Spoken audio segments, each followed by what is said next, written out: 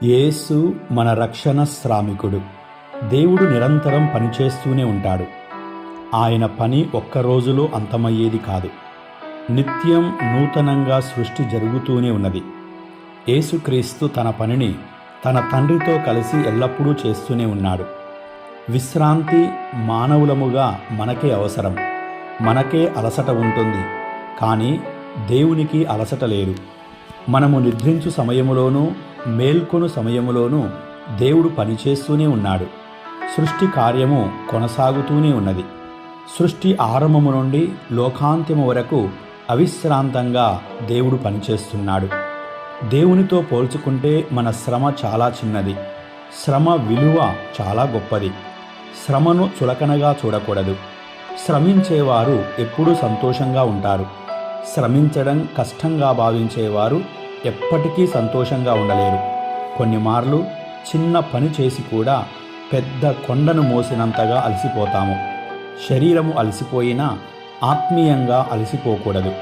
దేవుని సన్నిధికి వెళ్ళాలన్న ఆకాంక్ష ఈ లోకములో ఉన్నంతకాలం సజీవంగా ఉండాలి. ప్రియులారా, దేవునికి మన బలహీనత తెలుసు. మన శ్రమ ఎలాంటిదో తెలుసు. శారీరకంగా ఎంత అలసిపోతామో ఆయనకు తెలుసు. కాబట్టి 6 దినాల పనిని 7వ దినము విశ్రాంతి దినముగా మనకిచ్చాడు. దీనిని గౌరవించడం ద్వారా ఆత్మశరీర రక్షణ లభిస్తుంది. కానీ ఎక్కువ మార్లు దేవుడు పెట్టిన నియమాలను పాటించకపోవడం వలన క్రమబద్ధమైన జీవితాన్ని కోల్పోవచ్చున్నాము. దాని ప్రతిఫలం అనుభవిస్తున్నాము. విశ్రాంతి దినము మనకే కానీ దేవునికి కాదు. మనవలే దేవుడు విశ్రాంతి తీసుకుంటే సర్వ సృష్టి ఆగిపోతుంది. సమస్తాన్ని నడిపించేది ఆయనే. మన గుండె కొట్టుకోవడం ఆగిపోతే మనం ప్రాణంతో ఉంటామా? అలాగే దేవుడు తన పనిని నిరంతరం కొనసాగించడమే మనకు క్షేమం.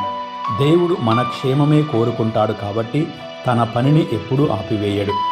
నా తండ్రి ఇప్పటికీ పని చేయుచున్నాడు, నేనును చేయుచున్నాను అని యేసు యోహాను శుభవార్త 5వ అధ్యాయంలో పలికారు.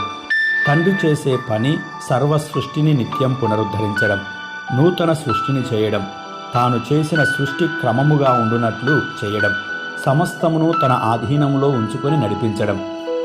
కుమారుడు చేసే పని సర్వ సృష్టిని రక్షించడం, పరిశుద్ధపరచడం, పరలోకం వైపుకు దారి చూపడం, సమస్తమును తండ్రి చిత్త ప్రకారం ఉన్నట్లు శ్రమించడం, పరిపూర్ణముగా తండ్రికి సమర్పించడం. ప్రియులారా, మన పని మనం చేస్తున్నామా? మనం ప్రభుని ఆజ్ఞల ప్రకారము జీవించడం మన పని. ఆయనకు విధేయత చూపడం మన పని. దేవుని ఆశీస్సులు సమృద్ధిగా మనకు లభించునుగాక. ఆమేన్.